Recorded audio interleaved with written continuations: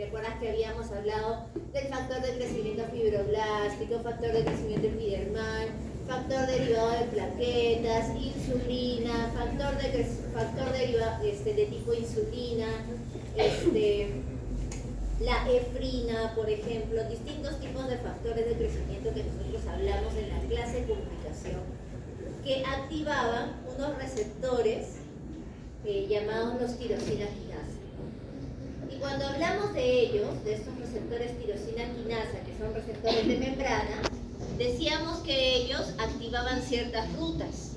Y cuando hicimos esa clase, hablamos de la ruta MAP quinasa, que yo te dije que la íbamos a ver más adelante. Ya, hoy es el día. Y yo te dije que esa ruta MAP quinasa actuaba durante la proliferación celular, o sea, durante el momento en el cual la célula decide dividirse. Entonces, cualquiera de estos mitógenos se une a un receptor de membrana y se activan unas proteínas llamadas las RAS. Las RAS activan la ruta MAP quinasa. ¿Y qué hace esta ruta? Esta ruta hace que dentro del núcleo se transcriba los genes de las proteínas MYC. Y por último, finalmente, se lleguen a sintetizar las proteínas MYC. ¿Quiénes son las proteínas MYC? Las proteínas MYC son proteínas de la proliferación. O sea, son proteínas que promueven la mitosis. Se llama MYC. ¿Okay? Promueve la mitosis.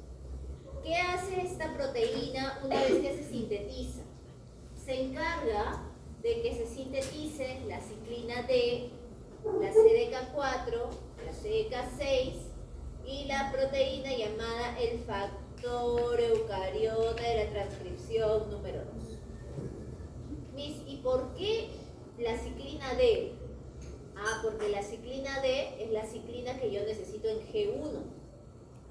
Y como la MYC se encarga de estimular la mitosis, la proliferación, tiene que estimular primero que el ciclo empiece. Y el ciclo no va a empezar si es que no está su primera ciclina. Y su primera ciclina es la D. Por eso la MYC es tan importante. Y resulta que esa ciclina le gusta unirse a estas dos CDKs, la 4 y la 6.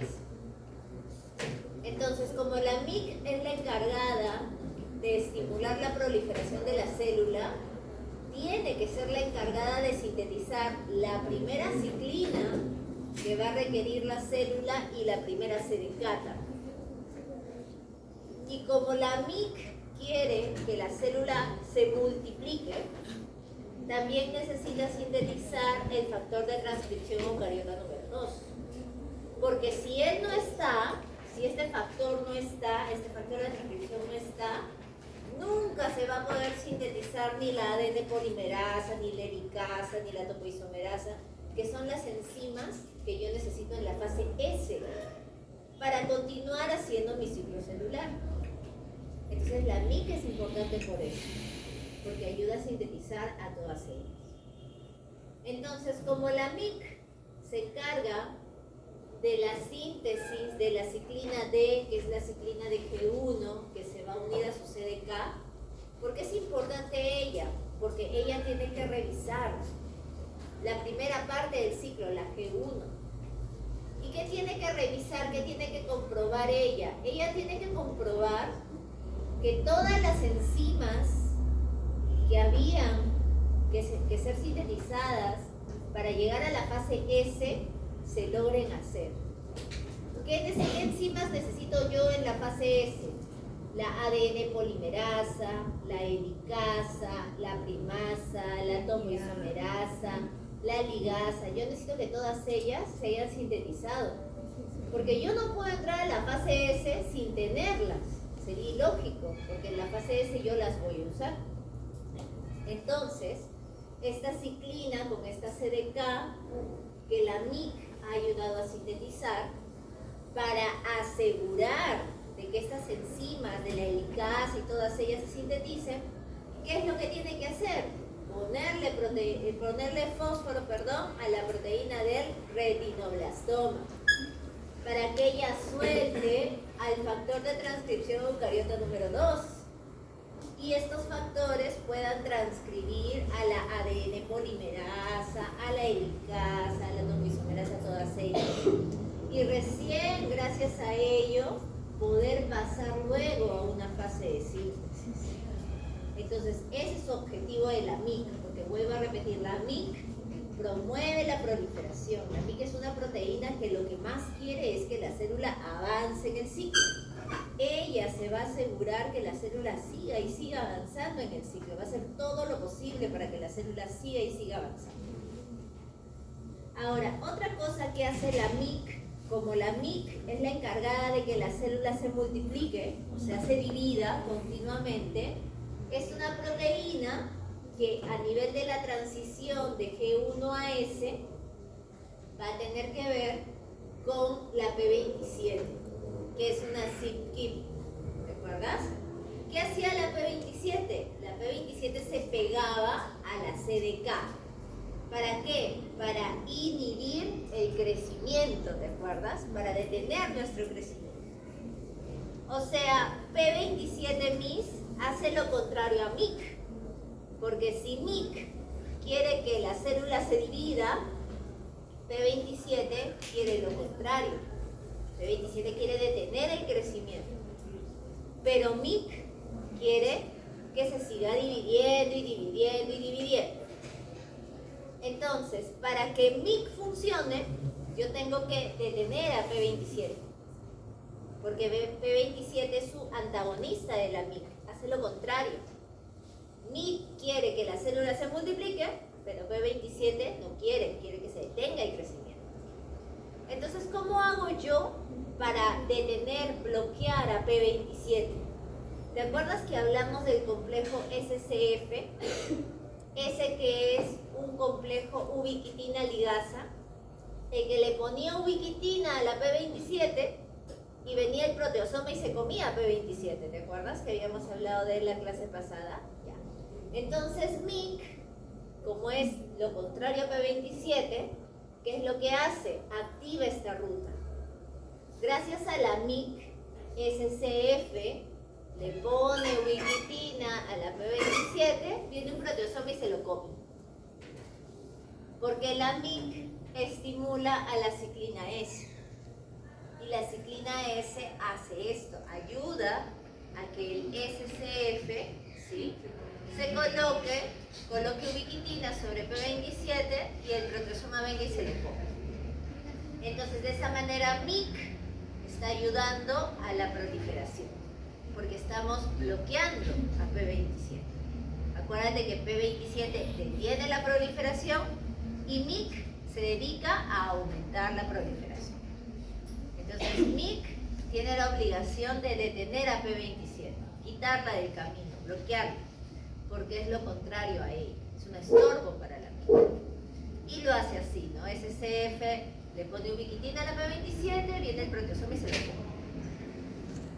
Ahora, ¿te acuerdas que habíamos hablado también del complejo promotor de la anafase ciclosoma, el APCC? Él se puede unir a dos factores, ACDH1 y ACS20. Cuando se unía a CDH1, ¿sí?, si tú te acordarás, hablábamos de las ciclinas mitóticas, del bloqueo de la ciclina mitótica para el paso de la metafase a la anafase para que el ciclo continúe. Pero si tú recuerdas el primer gráfico de acá, yo para entrar a la mitosis, yo necesito de forma obligatoria la presencia de la ciclina B. La ciclina B es lo mismo que decir la ciclina M por si acaso, porque es la ciclina de la mitosis. ¿Ok? Entonces, para yo hacer profase, para empezar mi mitosis, tiene que haber la presencia de ciclina B. Si no hay ciclina B, la célula no puede hacer profase, no puede empezar la mitosis. Tiene que haber ciclina B. Pero la ciclina B no aparece acá. La ciclina B se viene sintetizando, mira, desde la fase S. Desde la replicación va aumentando de a poquitos, de a poquitos, de a poquitos, y llega a su máxima expresión en el momento en que la célula entra a la profase. esto, ¿qué es lo que hace esta proteína MYC? Esta proteína MYC, como promueve la proliferación, es la más contenta en que la célula empiece su profase, porque eso significa que se va a dividir. Entonces, para ello, la MYC necesita inhibir al complejo promotor de la anafase durante este momento, mira, acá. Porque si el complejo promotor de la anafase está presente aquí y se encuentra con la ciclina B, ¿qué hace? Le pone ubiquitina y lo destruye. Si aquí el complejo promotor de la anafase se encuentra con la ciclina B, le pone ubiquitina y lo destruye. Y nunca va a aumentar con la ciclina B si es que se encuentra con el APCC-CDH1. Porque siempre el complejo promotor de la anafase ciclosoma con el CDH1 se van a encargar de ponerle ubiquitina a la ciclina B para que el proteosoma se lo coma. Pero si yo, como proteína MYC, inhibo a este APCC-CDH1, él nunca se va a encontrar con la ciclina B. Y la ciclina B se va a ir acumulando para promover a la mitosis. Entonces, la MYC, ¿de qué se encarga?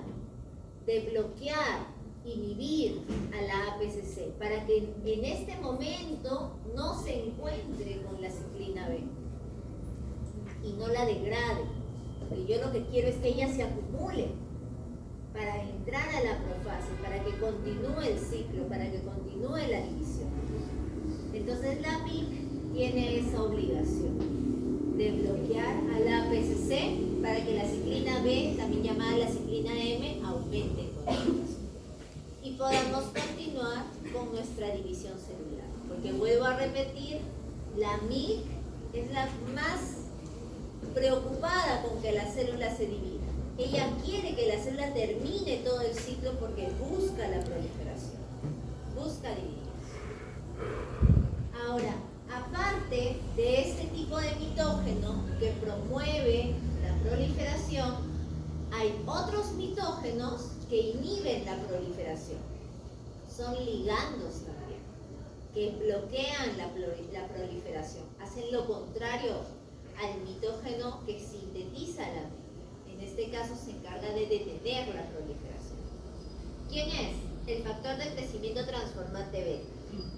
Él es un ligando que se une al receptor tirosina quinasa.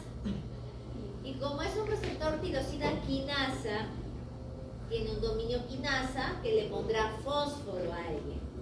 ¿A quién le pone fósforo? A unas proteínas llamadas las SMAT. La SMAT2 y la SMAT3. Una vez que le puso el fósforo, estas SMAT se encuentran con un cofactor. ¿Quién es el cofactor? El SMAT4.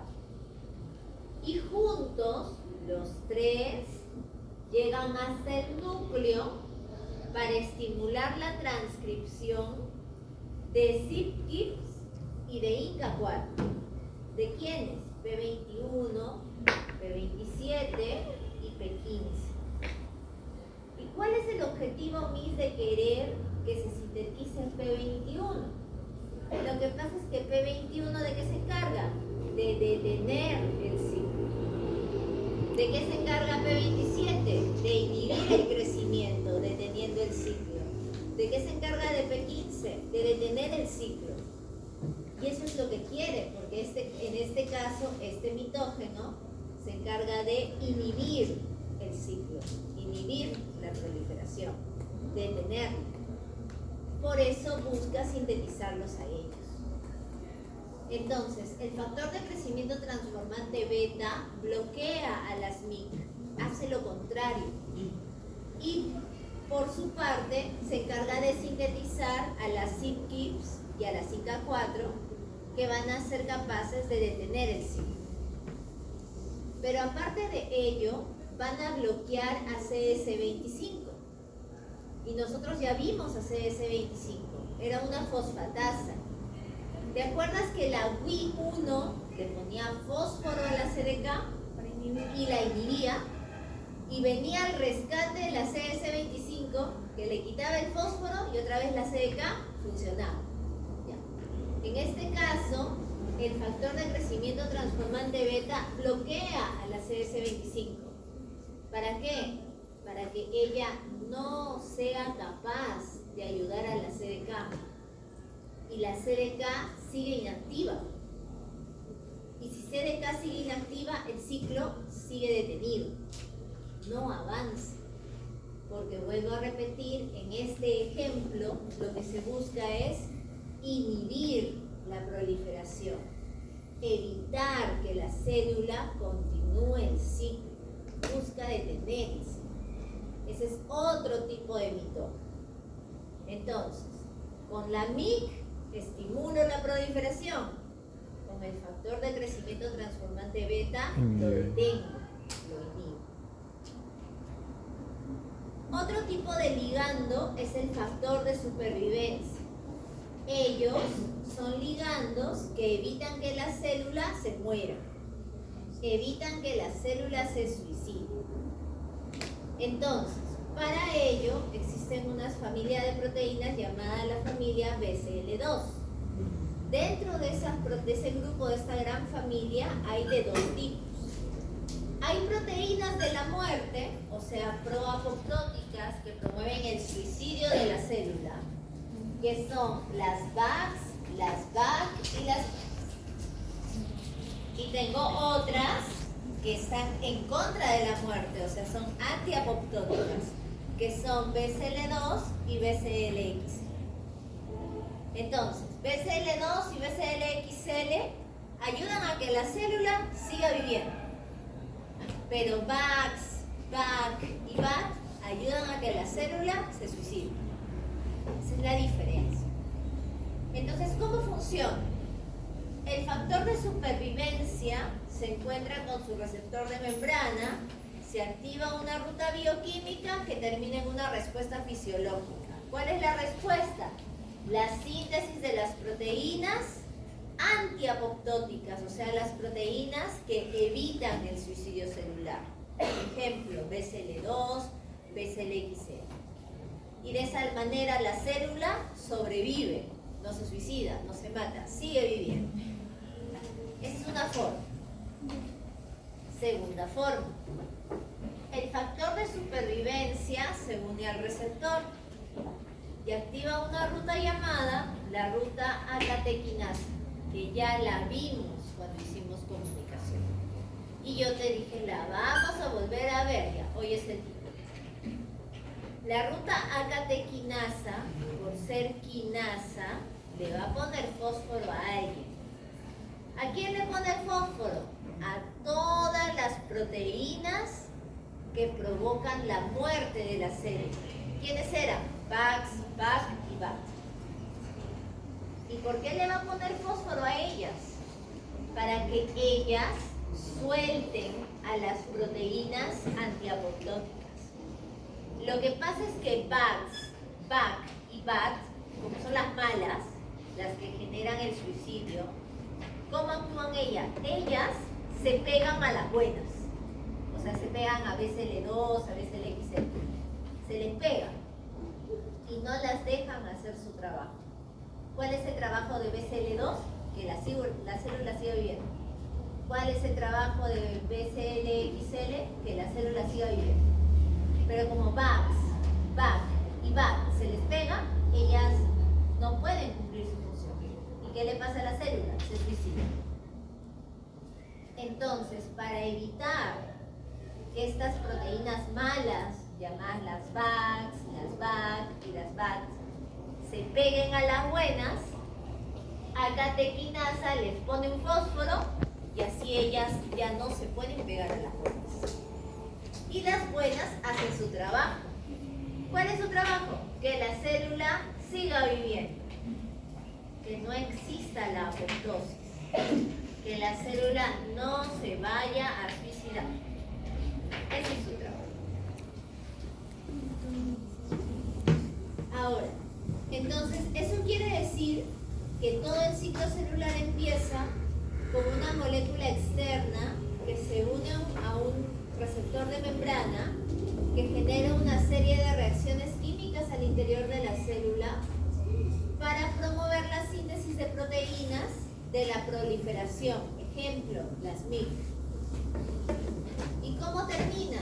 Termina cuando un factor que inhibe el crecimiento se une a un receptor, genera una serie de rutas bioquímicas hasta la síntesis de proteínas que efectivamente le digan a la célula detente. Por ejemplo, P27, P15, P21, que son proteínas que detienen el ciclo. Entonces, otro sistema, el tercer sistema, viene a ser el de puntos de control. ¿Qué es este sistema? Son paradas dentro del ciclo. Y son paradas para preguntarle a la célula si todo está bien. Hay una parada entre la G1 y S, donde hay que preguntarle a la célula: ¿célula creciste? ¿Duplicaste tus organelas? ¿Duplicaste tus proteínas? ¿Tienes la suficiente cantidad de nutrientes para continuar? ¿Se ha unido un factor de crecimiento a tu receptor? Pero sobre todo, lo que siempre tengo que preguntarle a la célula es: ¿tu ADN se ha dañado? Eso es lo principal que tú le tienes que preguntar a la célula. Porque yo no puedo continuar un ciclo si el ADN está dañado. Por eso siempre se lo tengo que preguntar. Luego hay otro punto de control entre G2 y M. O sea, cuando ya pasó la fase S. Cuando ya terminó la fase S. Entonces acá yo tengo que preguntarle: célula, ¿y qué tal tu replicación? ¿Todo bien? ¿Hiciste bien tu replicación? ¿Fue semiconservativa o te equivocaste? ¿Cómo ha sido? Y sobre todo hay que preguntarle: célula, ¿tu ADN se ha dañado? ¿Y por qué le tengo que preguntar? Uno, porque es lo más importante, y dos, porque durante la replicación el ADN está muy vulnerable a cualquier daño. ¿No ves que le quitas las histonas? Está muy susceptible a daño. Por ende le tengo que preguntar. Si me dice sí, sigo avanzando. Y hay un punto de control entre la metafase y la anafase, que es el control del uso acromático. Es el momento en el cual yo le tengo que preguntar a la célula: ¿los cromosomas están unidos hacia ambos lados del cinetoporo al uso acromático? Si me dice sí, paso a la anafase. Pero si me dice no, no puedo pasar. ¿Y te acuerdas que habíamos hablado de una proteína llamada la SAC? La SAC era la que comprobaba que el uso acromático esté conectado a ambos lados del cromosoma, ¿no? Por el cinetoporo. Entonces aquí es donde yo tengo que preguntar si es correcto, si la SAC ha hecho su trabajo. Si ha hecho su trabajo, ok, podemos pasar a la fase. Pero si no ha hecho su trabajo, no puedo avanzar en el ciclo, porque si no se puede equivocar. Pero nuevamente, ¿qué le tengo que preguntar a la célula? Célula, ¿tu ADN se ha dañado? Eso es algo que siempre tengo que preguntarle a la célula. Ahora, imaginemos que en una de esas preguntas, la célula me dice: sí, me dañé. O sea, estoy en el paso de G1 a S y le pregunto: célula, ¿te has dañado el ADN? Sí. ¿Qué hacemos? Bueno, pues activamos un sistema que se llama el sistema ATM. Cuando la célula me dice: sí, me he dañado, en ese paso de G1 a S, ahí activo el sistema ATM, que es un sistema de tipo quinasa. Y como es quinasa, debe ser donde le va a poner fósforo a alguien. Le va a poner fósforo a la CHK2. Le pone su fósforo y la activa. ¿Y ella qué hace? Ella se encarga de que aumente la cantidad de P53 a nivel del núcleo. Y nosotros ya vimos a P53. P53 era aquella proteína que aumentaba para que P21 se pueda sintetizar cuando había un daño en el ADN, decíamos. Entonces, ¿qué es lo que ocurre? Esto hace CHK2 que aumente P53. Y como CHK2 también es una quinasa, le pone fósforo. Y P53 se activa y promueve la transcripción del gen P21, se genera el ARN mensajero de P21 y se sintetiza P21, como vimos la clase pasada. ¿Y qué hacía P21? A P21 se pega a la CDK y se detiene el ciclo. ¿Para qué? Para esperar a que el ADN se repare, porque está madurado. Una vez que se repara, continúa el ciclo. Pasa, por ejemplo, a fase S. Pero una vez que termina la fase S y la fase G2, hay otro punto de control, G2AM. Y ahí nuevamente le tengo que preguntar a la célula, célula, ¿te has dañado el ADN? Imaginemos que la célula nos dice, sí, me dañé. ¿Qué hacemos? Ahora activamos el otro sistema, el sistema ATR quinasa, que por ser quinasa le va a poner fósforo a alguien. ¿A quién le pone el fósforo? A la CHK1 y lo activa. ¿Qué hace la CHK1? Como es quinasa, le va a poner fósforo a CS25. ¿Y quién era CS25? ¿Recuerdas? ¿Quién era la CS25? Una fosfatasa que le quitaba el fósforo a la CDK, ese fósforo que le había puesto la Wi1. ¿Recuerdas que decíamos Wi1 le pone el fósforo a la CDK y la inactiva? Pero CS25 le quita el fósforo y nuevamente la vuelve a activar. Resulta que a CS25 le han puesto un fósforo, pero CS25 hace su trabajo con un fósforo encima. No, hace su trabajo sin tener un fósforo. Pero ahora le hemos puesto un fósforo a CS25. CS25 podrá hacer su trabajo, no puede. Por ende, si se encuentra una CDK con su fósforo, CS25 le podrá quitar el fósforo, no va a poder. Y va a seguir inactiva. Eso significa que el ciclo va a seguir detenido. ¿Y por qué necesito que siga detenido? Porque yo necesito que este daño en el ADN se repare. Por eso CS25 le pongo el fósforo para que ella no sea capaz de quitarle el fósforo a la CDK. Para que la CDK siga con el fósforo adicional y siga sin funcionar y el ciclo siga detenido. Para que el ADN tenga la chance de poder repararse. Ahora, imagínate que todo esto viene ocurriendo y el ADN milagrosamente se reparó por un mecanismo de reparación. ¿Qué hacemos si se reparó? Fácil, como ya se reparó y ya no necesito todo esto, a la CS25 la expulsamos al citoplasma de la célula porque ya no la necesito.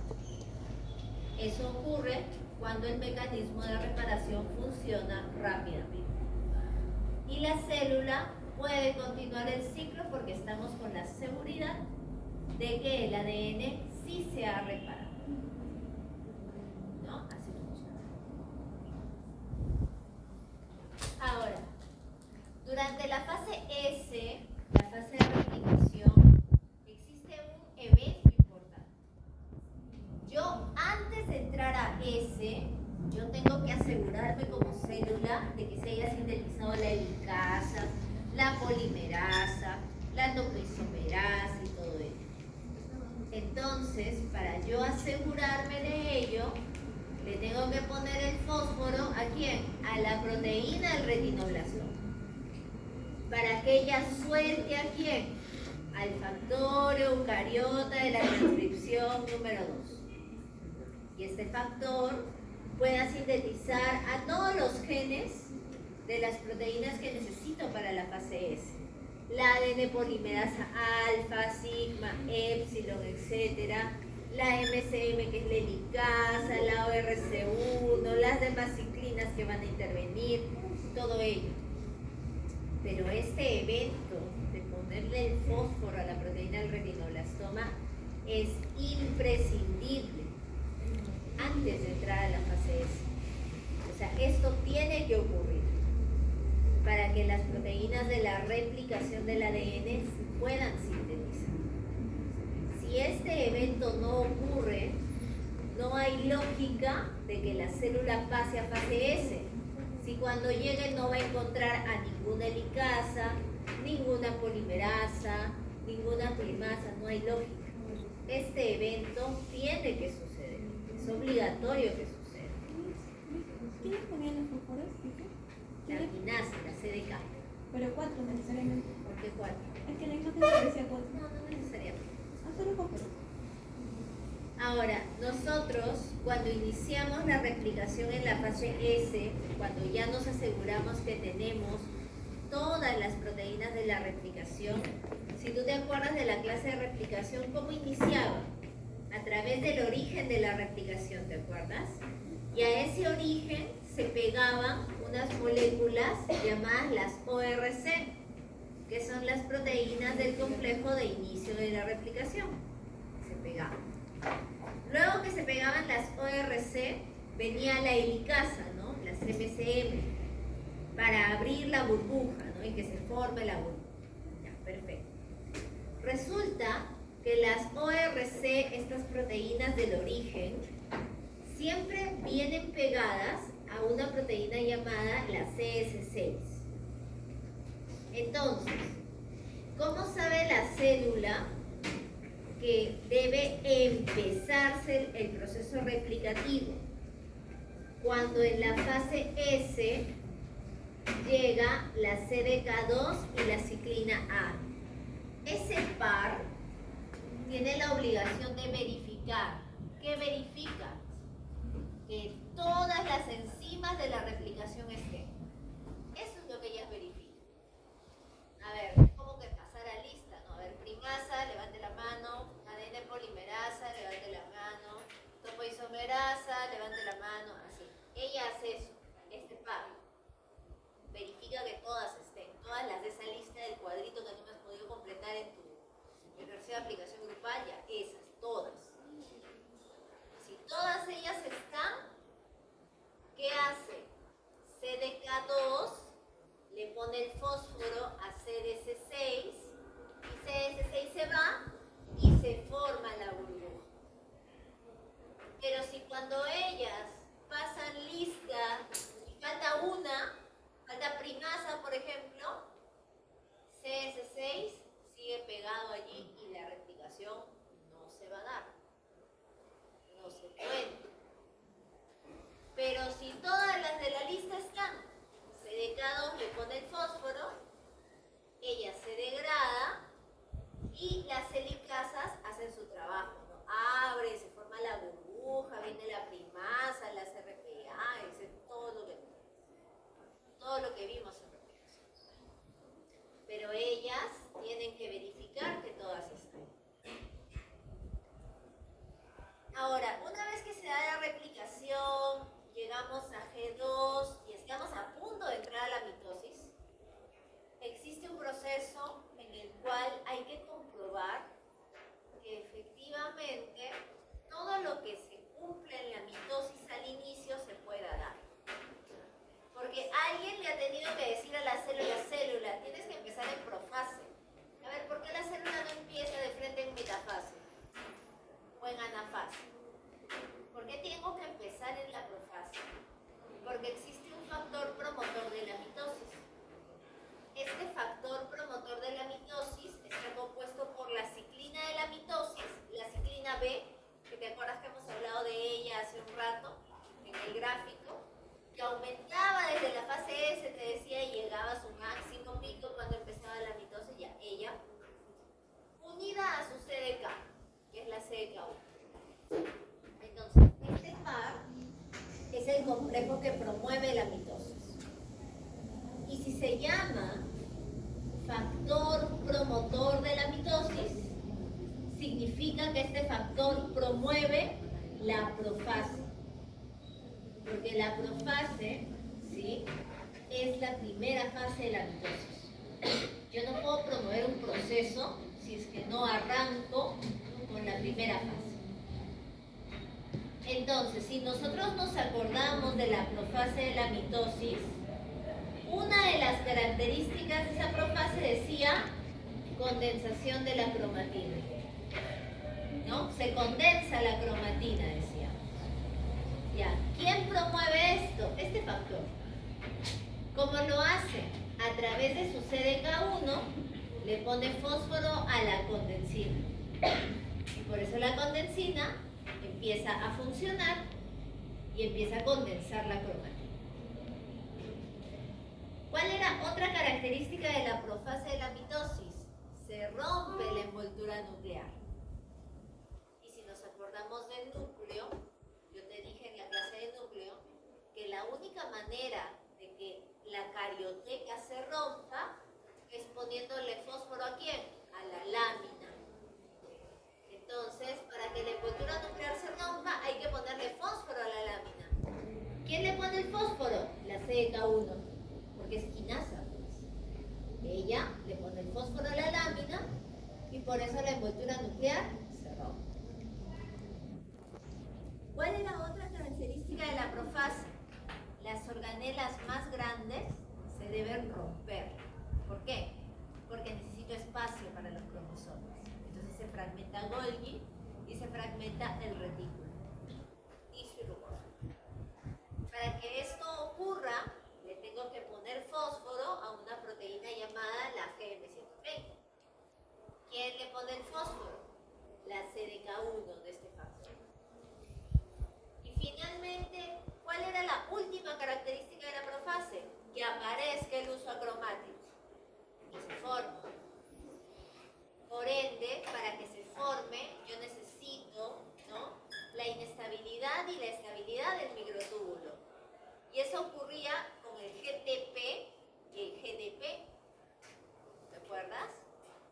Entonces, para que el uso acromático se alargue y luego más adelante se conecte, necesito que alguien fosforile a la tubulina alfa y a la beta. ¿Quién lo hace? La CDK1.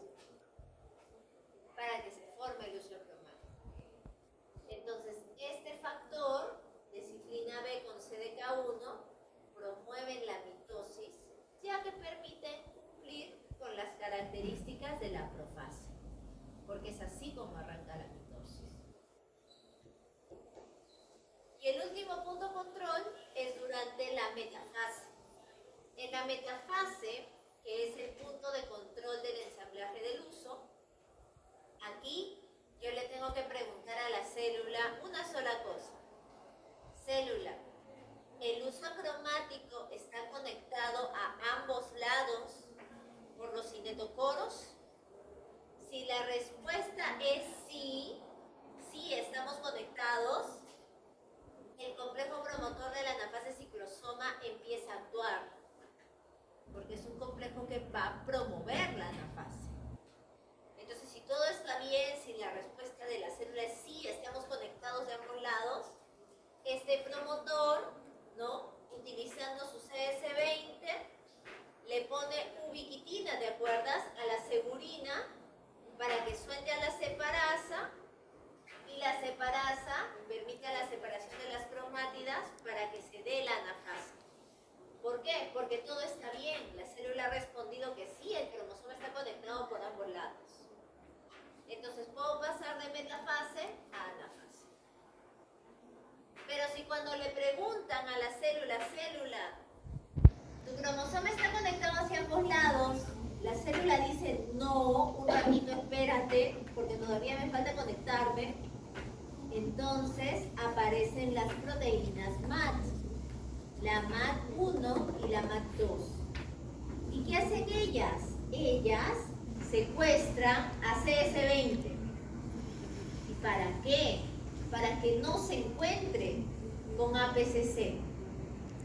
Porque si CS20 no se encuentra con APCC, nunca le ponen ubiquitina a la segurina. Y si si la segurina no tiene ubiquitina, el proteosoma no se la come y no se suelta de la separasa. Y si la separasa no está libre, no separa las cromátidas. O sea, la anafase se detiene. Se detiene. ¿Y por qué se tiene que detener? Porque la célula te está diciendo, no, espérate un ratito, porque todavía no estoy conectado de ambos lados, me faltan cromosomas. Entonces la célula tiene que esperar.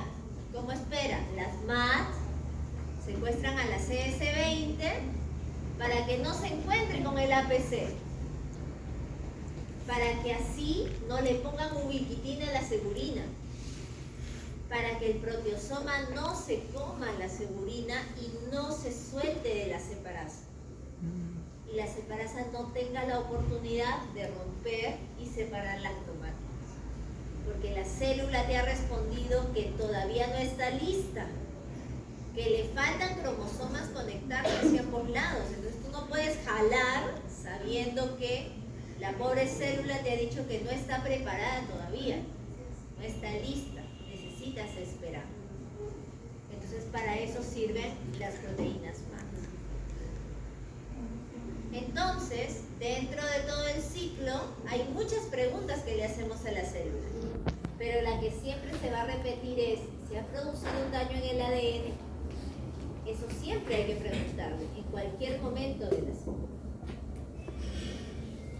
Y la última manera de regular el ciclo es a través de la regulación transcripcional, que se da de manera positiva utilizando a los protoncogenes y de manera negativa utilizando a los genes supresores de tumor. Entonces, para entender esto, primero vamos a definir un protoncogene. Los protoncogenes son bien buenos, son lo máximo. ¿Por qué? Porque los protoncogenes hacen que las células de los tejidos se multipliquen de manera normal, pues son bien buenos. Pero cuando el protoncogen muta, viene el problema, porque se transforma en oncogen.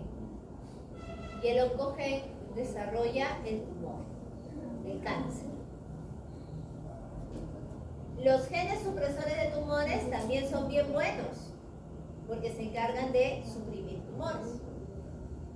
El problema está que como ellos son genes, tienen alelos, ¿te acuerdas? Las variantes del gen, tienen dos. Cuando uno de ellos muta, no hay problema, todo está bien, no hay cáncer. Pero cuando mutan los dos, viene el problema, porque allí sí se desarrolla el cáncer. Entonces, estamos quedando que los protoncogenes y los genes supresores de tumores, todos ellos son bien buenos, porque ellos evitan el cáncer. Entonces, dentro de los protoncogenes tenemos a la familia de las RAS. Y tú ya viste a las RAS hace un ratito. ¿Dónde mismo? Cuando habíamos hablado de las proteínas MYC. Para que se sintetice la MYC, necesito activar a la RAS, que activa la ruta marginal. Entonces, estas proteínas RAS son protoncogenes, ¿sí?, que se van a activar debido a que viene un factor de crecimiento, un receptor, y las proteínas RAS se activan dentro de la célula para promover la proliferación celular, o sea, la síntesis de las proteínas MYC. Y como los protoncogenes son bien buenos, ellos quieren que la célula siga viviendo. Entonces, como quieren que siga viviendo, también se encargan de sintetizar a las proteínas antiapoptóticas, a las buenas, BCL2 y BCLXL. ¿Por qué? Porque los protoncogenes quieren que la célula siga viviendo, siga proliferando, porque son bien buenos. Y en el caso de los genes supresores de tumores, también son genes muy buenos, ya demasiado buenos, ya se pasan de buenos ellos. ¿Por qué?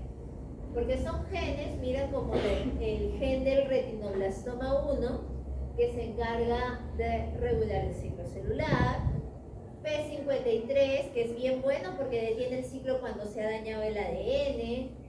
APCC beta, que se parece al APCC, que inhibe la transducción de señales cuando hay un error en la célula.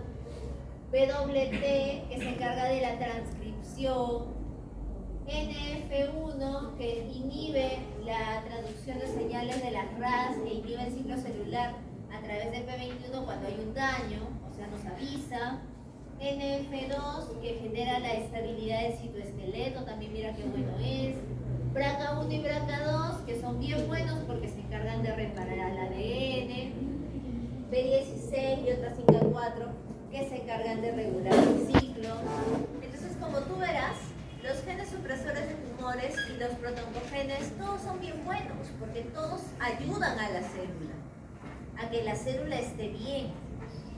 ¿Ve? El problema es cuando ellos mutan, pero ellos son bien buenos. Entonces, P53, por ejemplo, es el más bueno de todos. Tanto así que ha sido denominado por todos sus compañeros como el guardián del genoma. Es como un policía. Él se encarga de verificar que todo esté bien a nivel del ADN. Ahora, cuando algo falla y algo está mal, esta P53 se activa y alerta a todo el mundo. Por eso decimos que es como un policía. ¿Qué puede pasar? La célula se puede quedar sin oxígeno, o sea, tiene hipoxia. Puede que el telómero se esté acortando demasiado rápido, o sea, la célula esté envejeciendo. Puede haber un daño en el ADN o puede haber señales de hiperproliferación, que es cuando a un tejido le da por proliferar como quiere y como puede. Y eso es malo, porque eso genera un tumor. Entonces, P53 empieza a aumentar su actividad cuando ve que cualquiera de estas cositas está pasando, para avisarle a la célula. Acuérdate que él es bien bueno, él avisa a la célula que algo malo está pasando. Entonces, cuando no hay forma de reparar cualquiera de estas cosas, ¿por qué opta la célula por suicidarse? Hace apoptosis o hace senescencia, es decir, envejece y se resigna a morir. O en todo caso, detiene el ciclo para ver si nos podemos reparar. No cualquiera de esas opciones. El problema del P53 es que en la mayoría de cánceres, en el 50% de ellos, P53 está mutado. ¿Y por qué es un problema? Porque no hay quien le avise a la célula que hay algo malo. Como P53 está mutado, no hace su trabajo y no le avisa a la célula. Como no le avisa, la célula hace lo que quiere y sigue proliferando, sigue dividiéndose así de mal, y eso genera el cáncer. Ahora, en este caso, cuando el ADN se daña, como te decía, P53 aumenta porque es bien bueno, nos avisa, pero aumenta con el objetivo de ¿qué? Con el objetivo de que se sintetice P21. Porque P21 es la proteína que al final va a ayudar para poder generar la reparación en el ADN, ¿no? Es al final su objetivo. Ahora, ¿cómo actúa P53? Acuérdate que P53 no quiere que la célula se muera, ¿no es cierto? Él busca ayudar a la célula, porque es bien bueno, acuérdate. Pero cuando hay algo malo y se da cuenta que no se puede reparar, para lo único que opta es suicidarse, por el bien del tejido. Entonces, cuando ya no hay reparación, ¿qué hace P53? Permite la síntesis de las proteínas de la muerte, BAX, PAC y BAT. ¿Okay? ¿Y qué hacen estas proteínas de la muerte? Se van a la mitocondria para promover una ruta para la apoptosis. Pero tu célula no es tonta, tu célula no se quiere morir, ella no se quiere suicidar, ella es terca y quiere seguir viviendo. Así esté mal, irreparable, no importa, ella quiere seguir viviendo. Entonces tu célula, por querer seguir viviendo, va a seguir sintetizando las proteínas antiapoptóticas, o sea, las de la vida, BCL2 y BCLXL, las buenas.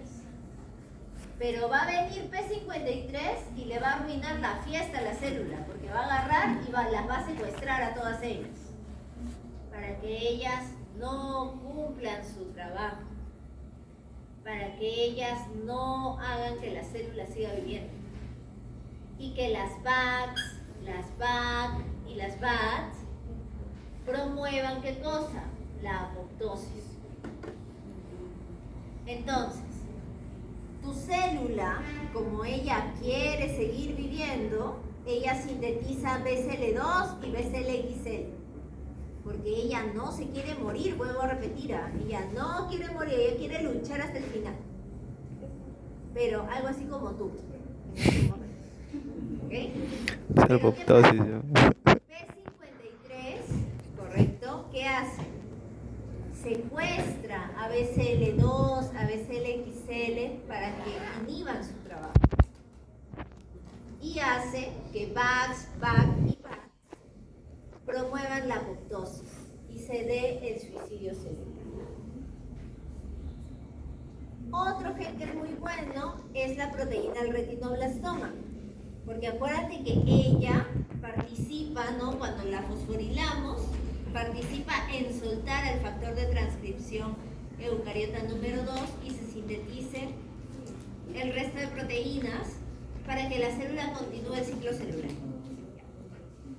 Esa es la función de la proteína del retinoblastoma, pero es bien buena. Esta proteína, su gen, está ubicado en el cromosoma 3. Como ya te expliqué, fue una proteína que se encontró en una célula del retinoblastoma, pero solamente lleva su nombre porque se la encontró allí. Entonces, esta proteína se encarga de reprimir el paso de G1 a S, porque en ese momento esa proteína está pegada al factor de transcripción eucariota número 2. Yo tengo que venir, ponerle el fósforo para que recién lo suelte. Ahora, el problema está cuando esta proteína está mutada. Y la proteína está mutada en en el cáncer de mama, en el pulmón y en la vejiga. Cuando esta proteína del retinoblastoma está mutada, bueno, pues la proteína del retinoblastoma no cumple su trabajo. ¿Cuál es el trabajo de la proteína del retinoblastoma? Andar pegada al factor de transcripción eucariota 2. Es su trabajo. Su función de ella. Le encanta estar pegada al factor. Pero si está mutada, ¿estará pegada al factor? El factor anda libre. O sea, transcribe cuando quiere, lo que quiere, como puede. No hay control. Como no hay control, cáncer. Ese es el problema. No hay quien controle el factor. ¿No es que la proteína está mutada? Si está mutada, el factor anda libre. O sea, no importa si la fosforilan, no importa, porque el factor anda libre. Y como está libre, puede transcribir al gen que se le dé la gana. Y si está malogrado el gen, también lo transcribe. Entonces no hay control. Y se da el cáncer. Ese es el problema. Entonces, el cáncer se da por el desarrollo de los tumores, ¿no es cierto? Pero hay dos maneras en que esto puede suceder. Primera manera, que tenemos un tejido que le encanta hacer más divisiones de las normales, o sea, hiperprolifera. Cuando al tejido se le da por multiplicarse descontroladamente, se genera el tumor. Esa es una forma. La otra forma es cuando el tejido deja de hacer apoptosis. Lo que sucede es que nosotros, todos nuestros tejidos, hacen apoptosis continuamente. ¿Por qué? Porque tenemos que renovar los tejidos. Pero a veces al tejido se le olvida hacer apoptosis. Y acumula células viejas, células malogradas, y eso también genera tumor. Eso también genera el cáncer. Entonces los protoncogenes y los genes supresores de tumores, vuelvo a repetir, son bien buenos. El problema está cuando muta, porque cuando muta se genera el oncogen y un gen supresor de tumor mutado que conlleva a una proliferación desenfrenada, lo cual nosotros conocemos como el tumor del cáncer. Entonces existe una amplia lista de oncogenes y genes supresores de tumores que te tienes que aprender. Pero todos ellos son genes relacionados, por ejemplo, en el caso del oncogen, que es un protoncogen mutado, está relacionado a los factores del crecimiento, relacionados a las proteínas RAS, relacionados a las proteínas MYC y relacionados a proteínas de supervivencia. Es lo lógico, pues. Para que se genere cáncer, pues hay que hacer que muten las proteínas de proliferación, de supervivencia, de cascadas, porque justamente quiero que exista una proliferación descontrolada. Eso es lo que yo necesito para el cáncer.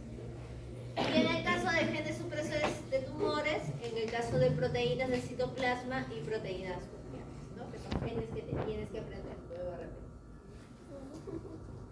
Otra forma de que se desarrolle el cáncer es a través de los oncovirus, que generan enfermedades que conllevan o terminan en el desarrollo de tumores. Como por ejemplo, el virus de la hepatitis B, que es un virus de doble hebra del ADN, el virus de la hepatitis C, que es un virus de hebra simple de ADN que genera el carcinoma hepatocelular, o sea, cáncer al hígado. Epstein-Barr, que es un virus de doble hebra de ADN que genera la mononucleosis infecciosa o enfermedad del beso, que es una enfermedad que se transmite efectivamente besando a alguien y desarrolla distintos linfomas. Papiloma humano, que es un virus de ADN de doble hebra que genera el cáncer cervicuterino. En el caso del papiloma humano, genera cáncer a nivel de la cervix y este virus se mantiene en la superficie del miembro del varón. Al varón no lo afecta, ni siquiera se da cuenta que lo tiene, pero lo transmite al momento de las relaciones sexuales. ¿Cómo nos cuidamos nosotras? Nosotras, cuando empezamos, ¿no?, la etapa de relaciones sexuales, es importante que cada año nos practiquemos un examen llamado el papiloma humano, el Papá Nicolau, para detectar al papiloma humano. Entonces este Papá Nicolau nos permite saber si nuestras células han sido infectadas con este virus. Porque si pasa una gran cantidad de años, porque no es asintomático, no te genera ningún tipo de señal de que lo tienes, pero a medida que pasan los años, tú te puedes dar con la sorpresa de haberlo contraído tal vez en tu juventud y tener un cáncer cervicouterino que no tiene cura, generando infertilidad en la mujer y en algunos casos extirpación completa del útero, histerectomía total. Entonces por ello es importante practicar el Papá Nicolau. Y finalmente, hablando de la muerte celular, existen dos tipos de muerte, una se llama apoptosis y otra se llama necrosis. En el caso de la apoptosis es una muerte programada que se da porque hay un daño en el ADN, falta de oxígeno, etcétera, distintos factores que hacen que la célula poco a poco pierda el volumen y se creen una especie de vesículas llamadas cuerpos apoptóticos que van a ser fagocitados por un macrófago de nuestro sistema inmunológico. Como es un proceso controlado, no existe inflamación. Pero en la necrosis, al ser un proceso no programado, al ser un proceso esporádico, accidental, la célula se hincha y hace lisis. Y todo el contenido celular se esparce en el tejido, generando coloración oscura, por ejemplo, el color de la gangrena, que es prácticamente negro, morado oscuro. ¿Por qué? Porque existe una lisis descontrolada de la célula. Y como es descontrolada, hay un proceso inflamatorio. En el caso de la apoptosis, al ser controlada, existen dos vías. La extrínseca, también llamada la vía de los receptores de la muerte, y la intrínseca, que es a través de la mitocondria. En el caso de la extrínseca, existe un ligando, llamado el ligando Fas, que se une al receptor Fas. que en la parte interna activa a una molécula llamada la procaspasa 8, que activa a la caspasa 8, que activa a la caspasa 3 y a la caspasa 7, que dentro del núcleo se encarga de activar a una DNasa. ¿Y qué hará una DNasa? Comerse al ADN. Y si yo me como al ADN, la célula se destruye, porque es lo más importante, es como el capitán del barco. Si yo lo destruyo, el barco ha sido tomado, por así decirlo, ¿no? Entonces la DNasa destruye al ADN y la célula muere, tiende a morir. Mientras que en la vía intrínseca, los factores que estimulan la apoptosis son internos, como factores de estrés. Ellos promueven la síntesis de las proteínas de la muerte, las VACs, las BAC y las BAT, lo cual hace que la mitocondria empiece a liberar citocromo C. Y nosotros vimos citocromo C en cadena transportadora de electrones, ¿correcto? Entonces, ¿qué ocurre? La mitocondria empieza a liberar el citocromo C. ¿Por qué? Porque ya no lo necesita, pues. Ya la mitocondria ya se ha dado cuenta que la célula se va a morir, entonces ¿para qué va a empezar? ¿Para qué va a seguir haciendo cadena transportadora, ciclo de Krebs, si sabe que se va a morir? Entonces agarra y libera el citocromo C, que se une a dos moléculas, a la APAF y a la procaspasa 9. Y ellos tres forman el apoptosoma, que activa a la caspasa 9, que activa a la caspasa 3 y a la caspasa 7, y ellas de qué se encargan, de que la DNasa se coma al ADN. Así funciona.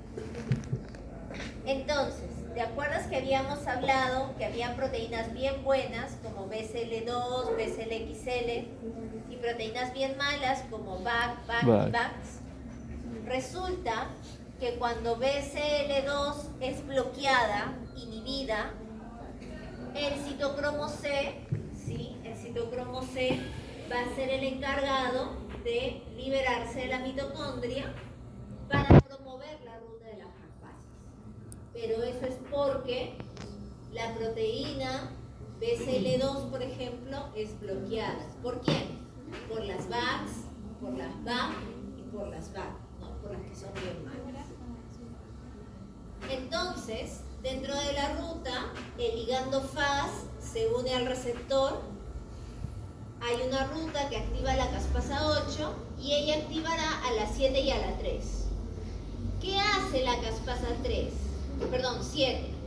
Deshidrata el citoplasma, o sea, hace que la célula pierda agua, secrete o haga plasmólisis en todo caso. ¿Y la caspasa 3 qué hace? Que la fosfatidilcerina, que es un fosfolípido, ¿te acuerdas? Fosfatidilcerina, fosfatidiletonolamina, fosfatidilitositoya.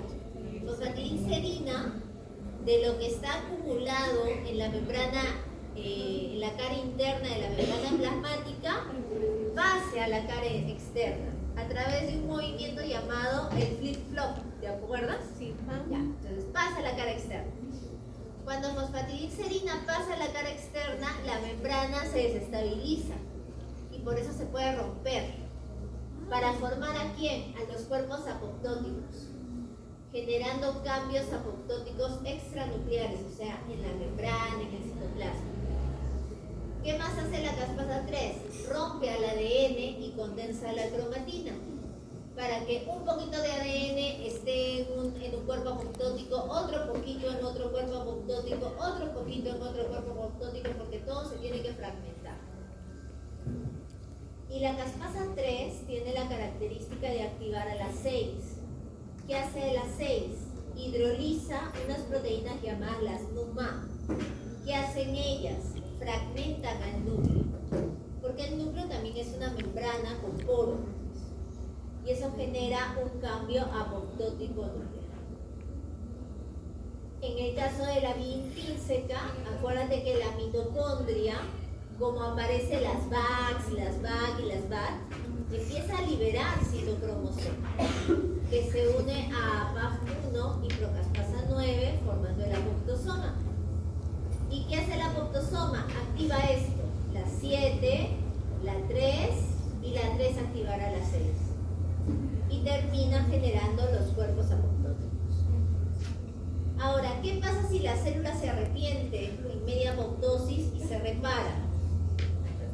¿Hay forma de detenerla? Sí, gracias a las proteínas SPAC-Diablo. Las SPAC-Diablo, ¿sí?, son aquellas que se encargan de sintetizar o activar a las IAPs y ella se encarga de bloquear la activación de la caspasa 3 y se puede detener el proceso de la apoptosis. Es una manera de, si es que la célula se arrepiente. Entonces, ¿cuándo se da la apoptosis? Durante la embriogénesis, cuando perdemos las membranas interdigitales y cuando perdemos la cola dentro del útero de la mamá. Cuando hay involución de tejidos dependientes de hormonas, no sé si tú has visto, pero hay personas que son muy obesas, ¿no? Y se someten a un tratamiento y terminan siendo muy flaquitas. ¿Sí? Ya. Eso es por una constante apoptosis de los tejidos. Por eso terminan reduciendo su tamaño.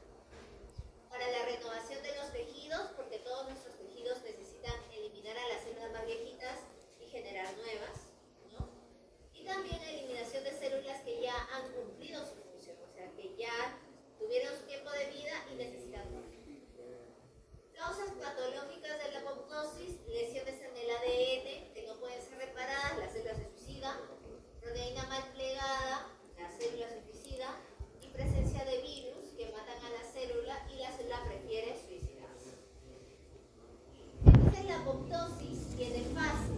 Una fase de precondensación, donde la célula reduce su tamaño; una fase de condensación, que es cuando la fosfatilicerina pasa a la cara externa; y la membrana pasará a una fase de fragmentación, donde la membrana se fragmenta y se crean los cuerpos apoptóticos; y una fase de fagocitosis, donde viene el macrófago y se come a los cuerpos apoptóticos. Aquí, por ejemplo, esta es una persona que no hizo apoptosis en la embriogénesis, por ende no ha eliminado las membranas interdigitales. Resulta que nosotros hacemos dos momentos de apoptosis. Uno durante la embriogénesis y otro en la etapa adulta, cuando renovamos los tejidos. Y algo muy diferente es la necrosis, porque como es una muerte accidental, no programada, las células explotan generando esta coloración, ¿correcto?, de las gangrenas, ¿no?, cuerpos necróticos, porque es una explosión celular con inflamación del cuerpo. ¿Cuál es la diferencia entre ambas? Que apoptosis es programada, necrosis no. En apoptosis el tamaño de la célula disminuye, en cambio en necrosis no, aumenta para poder reventar. En apoptosis la membrana se mantiene dentro de los cuerpos apoptóticos, en necrosis se rompe para poder explotar. En apoptosis las organelas se conservan dentro de los cuerpos apoptóticos, en necrosis se desintegra todo. En apoptosis se fragmenta el ADN, en necrosis se desarrollan pedazos grandes, pequeños por la explosión. En apoptosis se forman los cuerpos apoptóticos, en necrosis no, se libera como puede porque es una explosión. Y en apoptosis estos cuerpos apoptóticos son fagocitados por un macrófago, pero en necrosis no. Todo revienta, todo se externaliza y genera una inflamación a ese nivel. Muy bien. El último, aplicamos lo aprendido del ciclo del año. Y porque nunca más tengan apliquemos lo aprendido así. Ese es mi deseo para ustedes.